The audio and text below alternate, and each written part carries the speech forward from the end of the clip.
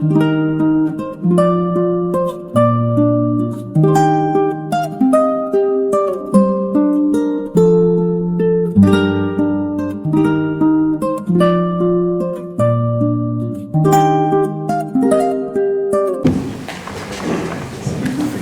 so let me introduce Rabbi Cantor. Can you get used to that? And then it says Cantor Rabbi. I am probably one of the first Cantor rabbis because I feel I'm more of a Cantor than a rabbi. That's for the Cantor conference, for the rabbinical conference you're doing next week. I don't want to take up many more time with Barbara. We'll give you 5 minutes over at the end. It took us a little bit longer, but not too long to set up the AV. Thank you to everybody that helped. Barbara, over to you. I'll let you introduce yourself. Thank you very much. Goedemorgen, which means good morning in Dutch. Can everybody hear me, or shall I speak a little louder? A little louder, okay. So just by way of introduction, I am from the Netherlands. You can hear it from my accent. I went to the US many years ago and studied there. My family has been traditionally in the Netherlands for many years. So when people ask me, what synagogue do I serve? I say I serve 4 organizations. I am what you call a concierge cantor, and I go from place to place, and my main location is the Manhattan JCC. So that's where I spend most of my time, that's where I have most of my students, that's where I do most of my work. Today I'm going to tell you about Dutch Hazzanut, which is very unique and very Western and very different than the Eastern European Hazzanut that everybody knows. And the Dutch are very, let's see, let's go to the next one. Yes, so I'll give you a brief synopsis. After the Inquisition, you have a lot of Jews that were Sephardics, refugees that were fleeing persecution. Later, they were joined by the Ashkenazi Jews from Central and Eastern Europe. And obviously, with the advent of the Nazi occupation, all of that crumbled. Out of the 150,000 Jews that were in the Netherlands before the war, 10,000 came back from either the camps or from hiding. And my father was one of those that came back from hiding. He is the same age, he's still alive, and Frank would have been today. And they actually knew each other. They were in the same school in Amsterdam before the war. I'm going to come to that in a minute. So, Amsterdam before the war brought in Chazanim that came from Eastern Europe. But they didn't like the krechten and the flavor of the more the weeping sound. They molded them to fit their needs and to fit what the Dutch were looking for, which was much more straightforward and march-like. And you'll hear it in some of the Hazzanut that I will be singing for you today. So no weeping, sighing, or spiritual intensity, no Eastern European liturgical or folk styles. Before I really get started, I will pass on to a Siddur and Haggadah. The Haggadah is from 1894. And once it makes it to the end, if somebody could kindly bring it back and put it over here. This one is from 1941, just before the war started. So it's in old-fashioned Dutch. So here you have an overview of the minhagim of the services in Amsterdam. This is what the rabbis and the cantors were adhering to very carefully. You see by Amsterdam and Beit HaKnesset, and you see that this is all very going. This is the first cantor who came to the grote shul, the large shul in Amsterdam in the 1700s. Yechiel Michel ben Natan, and he came from Russia. You see in the back that there are two small meshurerim, two small choir boys, and that Rabbi Yechiel is larger than life. So he's the grote man, een groot man, and larger than life. Then you have Cantor Isaac Hyman, who was selected as chief cantor of the Kehillah, and in Dutch we call it kille. So just a little bit of background about Amsterdam and the rest of the Netherlands. There is a chief rabbi for Amsterdam, and there's a chief rabbi for the rest of the Netherlands, which is unusual. Why would you have such a thing? So when my husband and I got married, he imported the former chief rabbi of the Netherlands, of Amsterdam, for our wedding. He is an Orthodox rabbi in, actually near Midwood, Avenue K of Brooklyn. And he was the one who, basically, when I grew up, he set the tone for the Jewish community. His wife was from Antwerp and taught us in elementary school. I went to an Orthodox day school in Amsterdam. There was one day school and one cheder, and that was it. So Isaac Hyman has composed a psalm, which is Psalm 150, and I would like, there's no recording of this because this is going way back, but there is a MIDI file that one of my former students, and some of you may know him, this is Erwin Oppenheim. Does anybody know Erwin Oppenheim? Yes. Oh, I'm sorry? At Limud. At Limud, okay. Yes, that makes sense, yeah. So before I left for the United States many moons ago, I taught at Rosh Pina, which is the Jewish day school in the Netherlands, and I taught music appreciation. And he was one of my students, and he told me afterwards that I was one of the reasons that he went into the Cantor. So it's nice. All right, so I would love to play this 150, just maybe a little piece, just to get a perspective.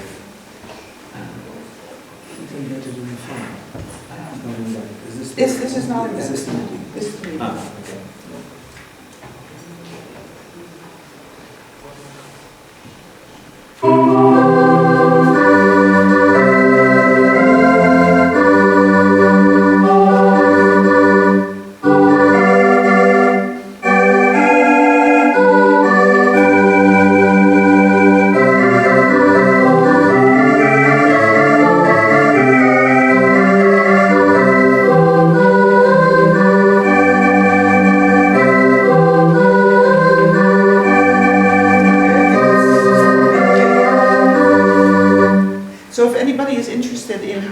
text of Psalm 150, the Hallelujah, connects with the music. I'm happy to talk about that afterwards. This is just a MIDI file. All right, in the interest of time, we're going to move on. Then we had Philip Copenhagen, who was selected as the next Chazan. So he was also a rabbi, and in 1944 he went to Palestine, what is Israel now, and he was considered one of the Talmidei Chachamim of his time. From there on, we got Chazan Morocco, and Chazan Morocco was also born in Eastern Europe, and he was selected as Cantor in 1926. And the picture that you see here is where he is stemming. He's getting ready for a concert, and it was part of a movie for the 300 years existence of the Dutch Jews in the Netherlands. Then Victor Schlesinger, of which you heard the Tefillat last night.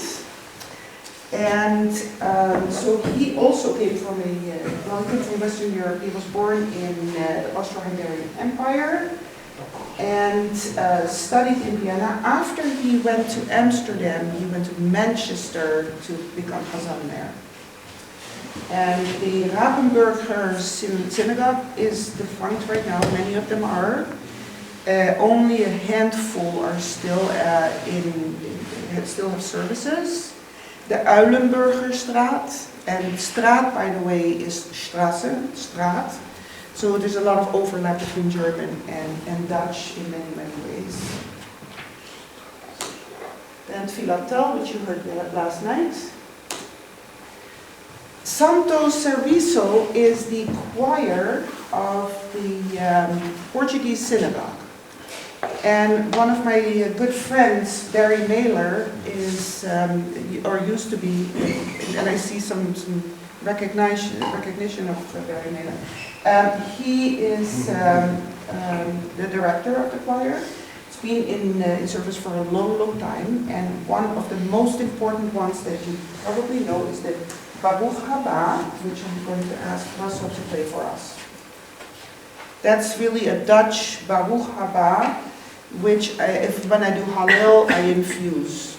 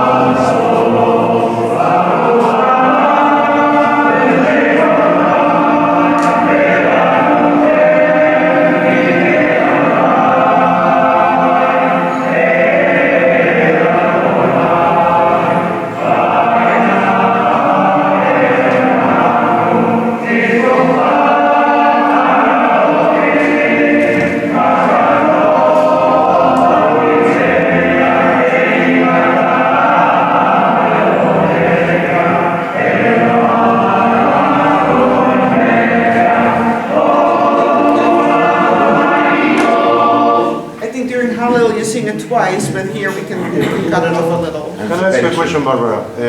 Beautiful presentation. I know these Baruch Habahs as Sephardi. Baruch Habah Yes. from Yes, they're Sephardi. So the other thing that I want to mention is there are a few places where this is being sung. In Beavis Marks, it's sung as well, and also in Curacao. And I visited Curacao a few months ago, where I heard this as well. And that's really, those are the Jews from Recife in Brazil who made their way little by little to the Netherlands and to Beavis Marks. It's also sung in New York. It's also sung in New York, that's right, yes. In the old show. Yeah, in the Shari. On West 70th. Yes, that's right. That's correct. Is it just my ears, or was there a little bit of Bendigamos in there? There is a lot of Bendigamos, yes. Oh, it makes sense. It's all connected there. Yeah, interwoven. Love the top hats. Yes, well, that's a very. They still do that, and they do it in also in New York as well. Yes. Yeah. They do it in London. And in London too. Yes. And actually, but I've been to a service in New York. They actually bow to each other after they get an aliyah. It's very unique. Yeah, it's not the tradition I come from. I am purely Ashkenazi, so that's. Do they say Chicago? Do they say Habah? Chazak Baruch, that's right. Yes. Yes, yes. Good question. Oh, you have a question? Are you familiar with the Festival Kedushah from this community? So, but I have a good friend who is a Chazan in this tradition. You might know him. Is that Baruch Finland? Is that Baruch Finland? No, it's not. It's Dutch Torah? no, it's not either. Hold on one second. Losing his name for a second. Salo Salo Vasilias. Yeah. Vasilias. So- I went to he's a few years older than I am, and I went to school with him. To school together, that's Yeah. wonderful. He's a very dear friend of mine. There's a festival Kedusha that's also from the Sephardic community that was written for the inauguration. It's one of the only inauguration pieces that we actually have. It was written in 1675, but it survives in the hand of David Ricardo in a very ornamented 18th century version, but it does survive. And I reconstructed the continuo for the original continuo instruments. If you would like it, I would love to give it to you. Yeah, absolutely. Yeah, that sounds great. Okay, so then we have a choir director, Sam Englander, in the newest synagogue, basically the Neue synagogue. And the Shir HaMa'alot is one of the Shir HaMa'alot that I am absolutely familiar with, that I grew up with. I will sing it for you in a second. So much so that when I teach my students how to do the Birkat HaMazon, I actually need one of my daughters to record it for me. And it is so strange. All American and Eastern European Nusach, I'm comfortable with. I sing it, it pops up in my head immediately, except for the Birkat HaMazon. Because it is completely ingrained how I grew up as a child, learning and listening to these melodies. So I automatically, so if I, on a Friday night, I am in my pulpit as a Chazan Sheni, and said, okay, let's do Birkat HaMazon. I start with this melody. Very common in England. Very common in England. And so I start with this melody, and Chazan says, yeah, but that's not the one I want. So this is Shir HaMa'alot B'Shuvadon Hashem. And then it goes on. Da da da da.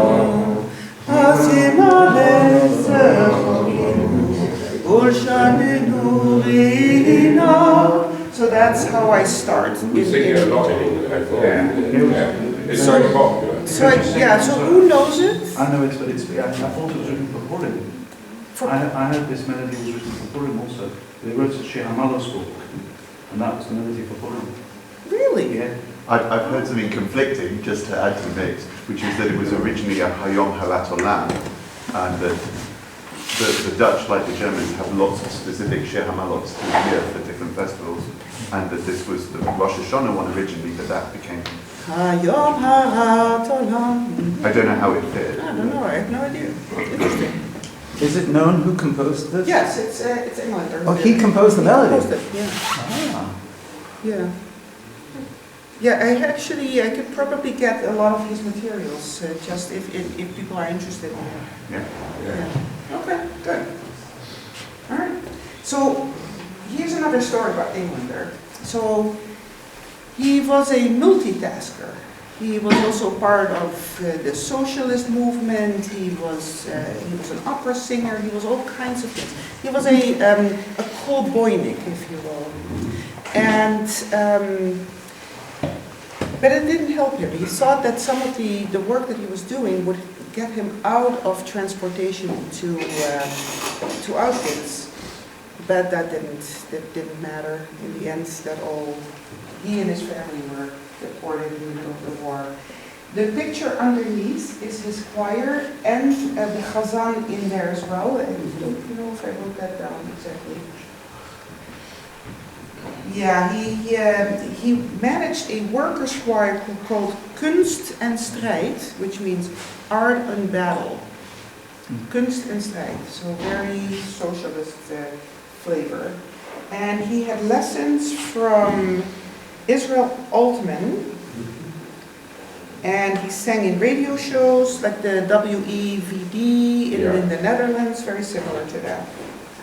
Okay. Yes. We don't sing this just like that, you know. I see on that version, the first phrase is repeated.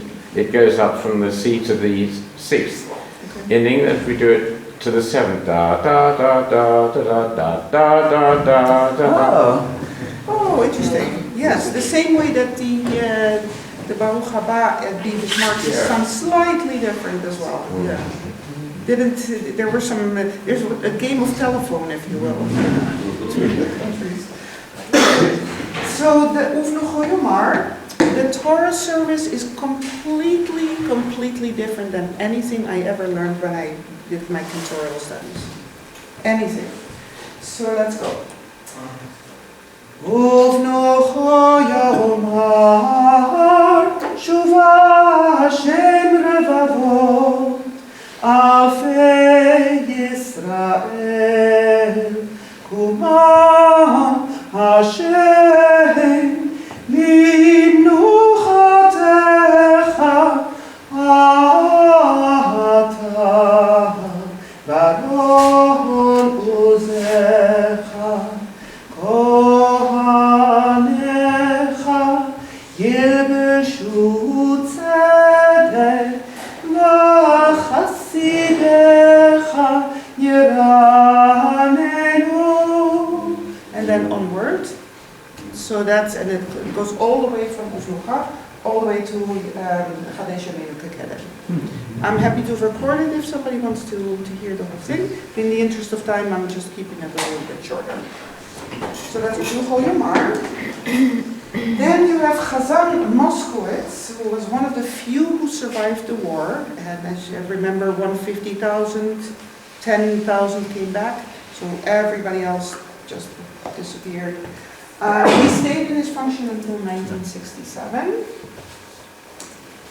And then was, the Kedushah Amsterdam. So that was around this time. So there's an Amsterdam Kedushah, which I love so much that I worked with a choir director, Benjamin Gruder. I don't know if anybody knows who he is. No? Nobody? Oh, it's very interesting. All right, so I'd like to sing a little bit of this. Naritzecha v'naqdishecha kesotziach tzorfei kodesh hamaqdishim shimcha ba'kodesh ka'katuv al yad neviecha v'karaseseh v'yamar kadosh kadosh kadosh Adonai Tzevot, Melech ol haaretz, kevodo, kevodo, male olam, meshoretov, shoalim zel hazel, aye, mekom kevodo, leumatam baruch yomeru. Baruch kavod Adonai mimekomo hu yifin berachamim v'yachonoham amam yachad im shemo eref avoker b'chol yom tamid פעמיים באהבה shema אומרים shema Yisrael Adonai Eloheinu, Adonai Echad. Hu Eloheinu, Hu Avinu, Malkeinu, Moshienu, Hu Yashmi'enu berachamav. Shenit, לעיני כל חליות לכם, לאלוהים. אני אדוני Elohechem, אדירנו, אדוני אדוננו, מדיר שמך בכל הארץ, והיה אדוני למלך על כל הארץ, ביום ההוא יהיה אדוני אחד, sorry, ושמו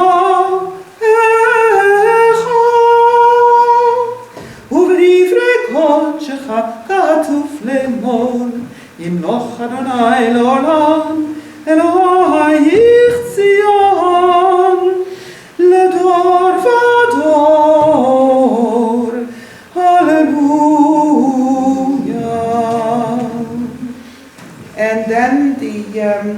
Salvador is...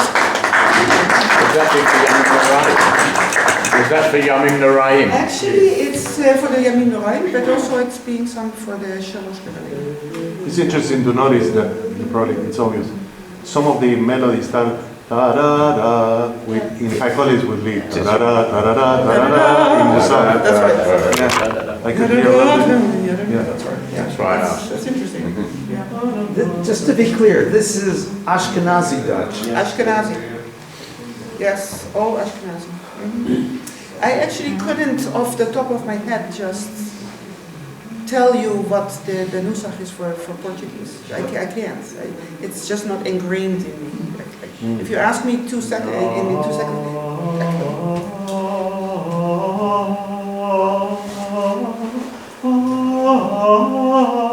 That's the. That's Portuguese. It's a very long professional Kedushah. So you and I will talk. Yeah, we'll talk. All right. But isn't this influenced by the music of the Spanish and Portuguese Jews that came in after the Inquisition? Interestingly, they didn't really mesh together so well, because the Portuguese were very, very affluent and rich, and the original Ashkenazi who came as a result of the pogroms, the Chmielnickis and all of the pogroms and all of that. So there wasn't a lot of interaction, and there still is a little bit of distance between the two. You have the PIG, the PIG, the Portugees-Israëlitische gemeenschap, and you have the NIK, the Nederlands-Israëlitische gemeenschap. So the two of them are separate. One has 500 members, one has 3,000 members, and that's it. What's happening today with the, because I hear from friends of mine that can't find in the Massika, or the Amsterdam shore, there's very, very few people who actually know Nusach Amsterdam, not Spanish and Portuguese, but the actual Nusach Amsterdam. So they're finding trouble getting Hazanim or people to take services, especially during the Yom Noraim. Yes. And who is it anybody actually teaching this so they can actually continue their traditions? Because if there's no one teaching it and there's no one to carry on, and it has to be a 90-year-old or a 95-year-old, right. Because the last time somebody we know whose father was he was still in his 90s taking the service because there was no one else right. to teach. This is a problem. So there is Sasha, who does teach. He should have been here. Sasha should have been here. Yeah. And there's Irvin, who also does. And there are a few younger ones. Fortunately, there is an 8 set of recordings of 8 CDs or USB drives that are sold out completely. I have a set. That's Blumenthal's one, yeah. So he has that. I have the entire set. I'm happy to share that if it's across the entire year. Shall we move on to Blumenthal? Because I can see that you've got 15 minutes left. Yeah, I have a few more slides. And I have a few more slides. Yes. Okay, so the next one is Blumenthal. And Blumenthal was a multitasker. He was a. Oh, you had a question. So where Moskowitz was originally Moskowitz, let me see where he came from. I will look that up for you, but he also was Eastern European. They all were Eastern European and came in and were molded to the Dutch style. So Blumenthal also, he came from Fulda, and he was a Chazan in the Oprecht synagogue, which is actually where I got married. He was chief Chazan of the NIHS, the Nederlandse Israëlitische Gemeenschap, hoofdsynagogegemeenschap, the Amsterdam Ashkenazi community. And when you see on my ketubah, it says Kuf Aleph Aleph, Kehilat Ashkenazi Amsterdam. Says it on top. I don't know if we have enough time for the Al Hanisim, but Yeah, I think we can skip over this. Oh, let's see. Yes. Okay, I have to introduce a little bit of Dutch leaning here as well. Totally different. Every rabbi that I've always worked with said, you know, I want you to do regular Nusach in the services, but Torah is your specialty, so go read it according to Dutch Torah. And it's like, okay. Vayidu chayei Sarah 100 shana, 20 shana, ו7 שנים, שנei chayei Sarah. So you have the little spikiness of the tikha. Shenei da da da. You know, Nachta is the same as also Pasuk. Da da da da. Da da da da da et nachta. Yeah, see, that's also Pasuk in the Western National Union. That's a common. Da da da da da da da da da da da da da da. No, I'm just saying, I'm just comparing the tropes. I'm saying that our trope. Oh, it's the So sof Western pasuk. Ashkenazi, it's Sof Pasuk. Oh, sof pasuk. Oh no, that's not the way It's it's. a common feature of Western Ashkenazi, the Et Nachta and the Sof Pasuk is the same. Really? Yeah, that's not the Not in same. the Western. Because Sahara. There's no spiky. Da da da da da da da. I think that's for a whole different lecture. Well, I'm just worried. But it's much, this is much closer to the Western Ashkenaz than it is to the Eastern Ashkenaz. Easily. What you're doing. Easily. No, this is the Netherlands. It's Western Europe. So. Okay. In all those years, everybody always honors the Royal House of Orange, the Oranje Nassau, and the Dutch government. Now, the Dutch government wasn't always so nice to the Jews, but they still keep doing it, and there's still a fairly good relationship between the Royal House now. So there's a Hanotin Tshuva prayer, and the first time that was done was in 1642. During a visit of Prince Frederik Hendrik, the son of William of Orange. And so that was done in the Portuguese synagogue, and then the Ashkenazi were a little jealous and adopted that same custom and have done so forever. My family has a lot of archives, and as you can see, we have a prayer book, and I don't know where but the Haggadah went at this point from 1894. It's over there, okay. So I've most recently found a Noten Tshuva from Queen Wilhelmina, which is around 1908 in that time frame. And underneath is a letter to the mayor of Enkhuizen, which is the city where my father grew up. It's a fisherman's town, and I'm going to go there next. So my father is basically the keeper of all the. Am I doing? Oh, I have 5 minutes. I better hurry. Yeah, he's basically the keeper of the key of the cemetery. He's the keeper of this, that, and the other. And so I'm going to talk about my family next. So these are my cantorial roots. This is my great-grandfather.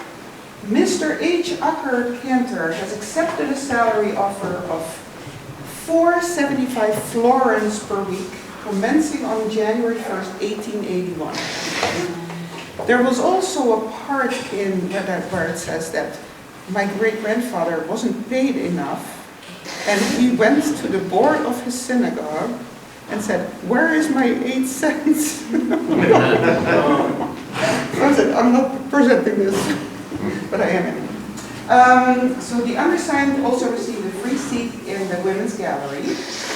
Now, just a little bit, Enkhuizen is a small fisherman's town, and it had a large role in the VOC, which was during the Golden Age, the trips that the Dutch took to South Africa, to the Far East, etc. So, okay. So this was my great-grandma. So, as a good Jewish married woman, the Oreizer, right? an Oreizer, yeah. yes, an Oreizer, yeah. So Ian speaks some Dutch. He lives in the Netherlands, and yes. So this was the combination of Dutch traditional costume, which is barely seen these days, and being an Orthodox Jewish woman. This is the synagogue originally. I actually have the cast iron letters of what used to be on the top. And the Arona Kodesh is now in the Jewish Historical Museum in Amsterdam. You don't have to take pictures. I'm happy to send you the presentation if you're interested. Going forward, this was my father's class picture in 1942, and deportation started in 1942. All the Dutch Jews were collected from all over the Netherlands in Amsterdam, so it was easier for the Germans to deport them to Auschwitz or elsewhere. This was the synagogue where my father had his bar mitzvah, and I think this is really a piece that really belongs. This is a Dutch bar mitzvah certificate from 1942, which went into hiding and surfaced after the war. The rabbi who officiated at this bar mitzvah died about a year after the bar mitzvah, in 1943 in Sobibor. And 6 weeks after my father's bar mitzvah, he went into hiding and survived in 6 different places. As a bicycle repair boy, he had to hide in a haystack with a cutout. Yeah, I mean, basically 6 weeks. We're still in touch with the family. They have been honored by Yad Vashem as righteous Gentiles, and that's a different story for another time. So I'm going to end with the Dutch Aleinu. Very different than anything you've ever heard. Let me drink some water before I do that. And basically,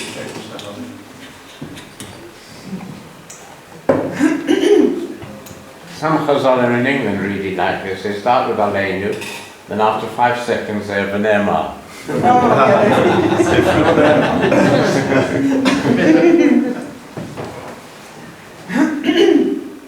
Sorry. Aleinu l'shavet. I'm sorry, I'm having a little bit of a potato here. You're friends here. Take one of those sweets. They're very good. Oh yeah, that I can't sing. It sounds better out here than it does here, remember?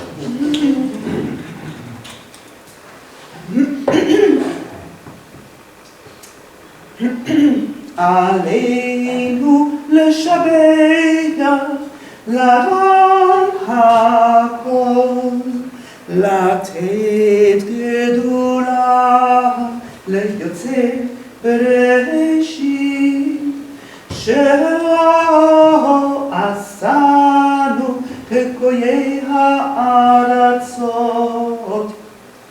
ולא שמנו כמשפחות האדמה שלא שם חלקנו כהם וגורלנו ככל המעולם ואנחנו קוראים ומשתחווים ומודים לפני מלך מלכי המלכים הקדוש ברוך הוא. And then the 5 minutes or 5 seconds last. ונאמר והיה אדוני למלך על כל הארץ ביום ההוא יהיה אדוני אחד ושמו אחד.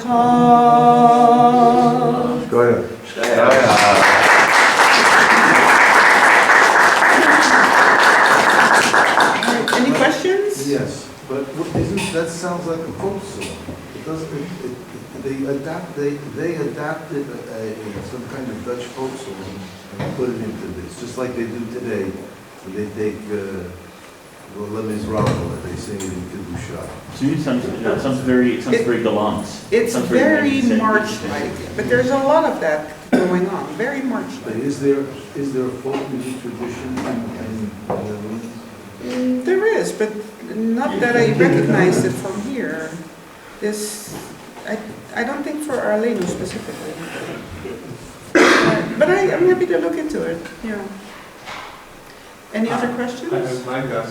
Aleinu, there's this censored lunch and stuff. Do Dutch people have any, or survive anything for that practice? What to do? There's an omitted line. Right.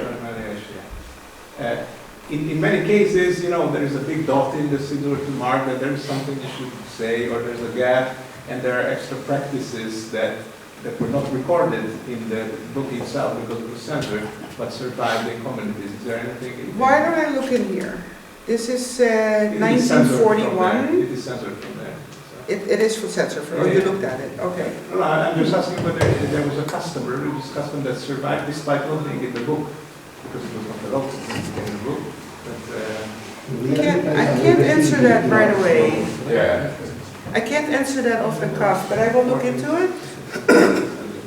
I will look into I it. think it's sure what it tells you what to do in the certain part.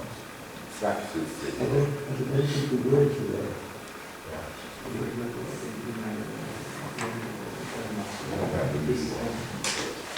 Any more questions? No? At which point I will say, that was a fascinating.